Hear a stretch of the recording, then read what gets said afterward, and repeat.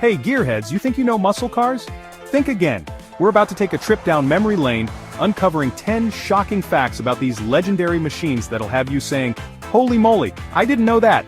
From NASCAR bands to hidden Ferrari-level speed, get ready to have your mind blown. Whether you're a die-hard Mopar man, a Chevy fanatic, or a Ford enthusiast, these little-known nuggets of muscle car history are sure to surprise even the most seasoned gearhead. So buckle up, grab a wrench, and get ready to dive into the fascinating world of muscle cars. We're about to peel back the hood on some of the coolest and most surprising stories these automotive icons have to offer. Now you might think muscle cars started with the Mustang or Camaro, right? Nope, those pony cars were late to the party. The real OG, the granddaddy of them all, was the 1949 Oldsmobile Rocket 88. This thing was a game changer. Oldsmobile stuffed a powerful V8 engine into their relatively lightweight 88 model. This was the revolutionary Rocket V8 engine, a high-compression powerhouse that cranked out 135 horsepower. The Rocket 88 wasn't just powerful, it was fast too. It could outrun just about anything on the road, leaving those big bloated luxury cars in its dust. It was a sensation. People couldn't believe a car this affordable could be this much fun to drive. This sparked a revolution, showing the world that performance could be accessible to everyone. So next time you see a classic Mustang or Camaro, remember the true pioneer, the mighty Oldsmobile Rocket 88. Let's talk about the Plymouth Superbird, a car so wild, so aerodynamically insane, that NASCAR said, "Hold on a minute, that's not fair." This winged warrior was built to dominate NASCAR. With its massive rear wing and aerodynamic nose cone, the Superbird looked like it drove straight out of a sci-fi movie. And it was just as fast as it looked. Drivers like Richard Petty piloted the Superbird to victory lane, leaving the competition eating its dust.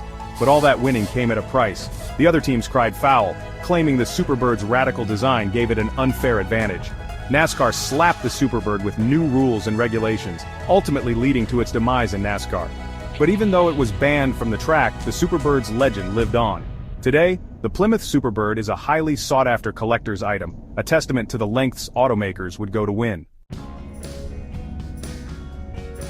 Now we're talking power. The 1970 Chevelle SS 454. This beast was the epitome of American muscle, a tire-shredding, ground-pounding monster. Under the hood lurked a massive 454 cubic-inch V8 engine, a big-block behemoth that churned out an astounding 450 horsepower straight from the factory. But with a few tweaks, these beasts could easily crank out well over 500 horsepower. The Chevelle SS 454 could rocket from 0 to 60 miles per hour in under 6 seconds and blast through the quarter mile in the low 13s. It was the kind of car that made you weak in the knees just thinking about its raw power. But the Chevelle SS 454 wasn't just about brute force. It had style to spare too. With its long, sleek lines, aggressive stance, and iconic SS badging, this car looked every bit as fast as it was. The 1970 Chevelle SS 454 wasn't just a car, it was a statement. It's no wonder this car remains a legend to this day, a true icon of the golden age of muscle cars. Can you imagine a world where the Ford Mustang was called the Ford Cougar? Well, believe it or not, it almost happened. Back in the early 1960s, Ford went through a bunch of names before settling on Mustang. One of the top contenders was Cougar. They even had prototype badges made up with the Cougar name and a sleek leaping cat logo. The name Mustang was inspired by the P-51 Mustang fighter plane of World War II, or the wild horses of the American West. Whatever the inspiration, the name Mustang was a stroke of genius. So next time you see a Ford Mustang galloping down the road, take a moment to appreciate the name. It could have been the Ford Cougar, but thankfully, fate had other plans.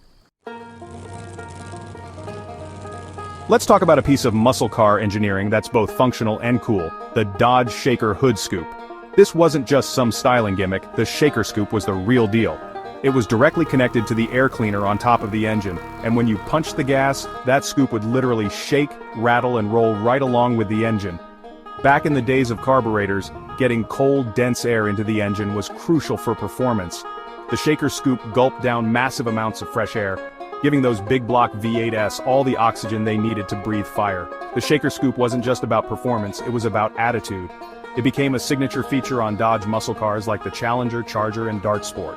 It's a testament to a time when muscle car design was all about function and form, where every curve and crease served a purpose. You wouldn't think a Pontiac Trans Am would stand a chance against a Ferrari, right? Well, think again. The Pontiac Trans Am WS6 was a true giant killer. The WS6 package was a high-performance option that turned the Trans Am into a corner-carving, tire-smoking beast. It featured upgraded suspension, brakes, and tires, along with a high-output version of Pontiac's 400 cubic-inch V8 engine. This potent power plant cranked out around 220 horsepower, impressive for the late 1970s. The Trans Am WS6 could sprint from 0 to 60 miles per hour in around 6.5 seconds and blast through the quarter mile in the mid-14-second range. The Trans Am WS6 proved that you didn't need to spend a fortune to experience exhilarating performance. It was a car for the everyman, a true working-class hero that could hold its own against the world's best. Now here's a shocker for you, a Buick that was faster than a Corvette. In 1987, Buick unleashed the GNX, a turbocharged monster. Buick was known for making comfortable, well-built cars for a more mature audience. But the GNX was a whole different animal. Under the hood of this stealthy black coupe lurked a turbocharged 3.8-liter V6 engine that officially pumped out 276 horsepower and 360 pound-feet of torque. Rumor has it that Buick sandbagged those horsepower figures to keep the insurance companies happy. The reality is, the GNX was probably closer to 300 horsepower. This Buick could rocket from 0 to 60 miles per hour in a blistering 4.6 seconds, faster than a Ferrari Testarossa at the time. And it could blow through the quarter mile in the low 13-second range, leaving many a Corvette driver eating its dust. The GNX wasn't just about straight-line speed, it handled like a dream too. It was a true driver's car, a wolf in sheep's clothing that could embarrass many a more exotic machine. You know those legendary Hemi engines, the ones that powered some of the most iconic muscle cars of all time? Well, they weren't originally designed for the street. These powerhouses have their roots in the skies, born out of the need for speed and power during World War II. Back in the 1940s, Chrysler was a major supplier to the military, building everything from tanks to aircraft engines. One of their most important contributions was the Hemi engine. Hemi is short for hemispherical combustion chamber, referring to the unique dome-shaped design of the cylinder heads. Chrysler's Hemi engines were incredibly powerful and efficient, quickly finding their way into some of America's most important warplanes. After the war, Chrysler adapted the Hemi engine for civilian use, powering some of the most legendary muscle cars of all time. Picture this, a 1967 Shelby GT500, already a beast of a car, but with one crucial difference. This wasn't just any GT500, this was the Super Snake, a one-of-a-kind experimental car that was so powerful, it scared even Carroll Shelby himself. Shelby had this crazy idea to stuff a massive 427 cubic-inch V8 engine, the kind they used in their Le Mans-winning Ford GT40 race cars, into a Mustang. The result was the Super Snake, a car that could theoretically reach speeds of over 150 miles per hour. The Super Snake was a true beast, a car that could outrun just about anything on the road. But there was just one problem. It was almost too much to handle. The car was so powerful that it could easily overpower its tires, and its brakes weren't really up to the task of stopping it from those insane speeds. Even Carroll Shelby was reportedly a little intimidated by the Super Snake. Sadly, the Super Snake never made it into production. Only one prototype was ever made, and it's now considered one of the most valuable and sought-after Mustangs in the world. It's hard to believe now, but those gas-guzzling, tire-smoking muscle cars we all know and love actually played a role in creating the very regulations that would eventually lead to their demise. Back in the late 60s and early 70s, muscle cars were all about power, performance, and not so much about fuel efficiency or emissions. These cars were built to go fast, but at a cost. Muscle cars were notorious for their thirst for fuel and their tendency to spew out clouds of noxious fumes. The 1973 oil crisis hit, sending gas prices skyrocketing and making people think twice about driving gas guzzlers. At the same time, there was a growing awareness of the environmental impact of car emissions. In response, the Environmental Protection Agency, EPA, was formed in 1970, introducing stricter emissions regulations for cars. These regulations, along with rising gas prices and changing consumer preferences, spelled trouble for the muscle car. The golden age of horsepower was coming to an end, and a new era of fuel efficiency and emissions control was dawning. It's ironic, isn't it? The very cars that were once symbols of American excess inadvertently helped to usher in an era of greater environmental awareness and responsibility.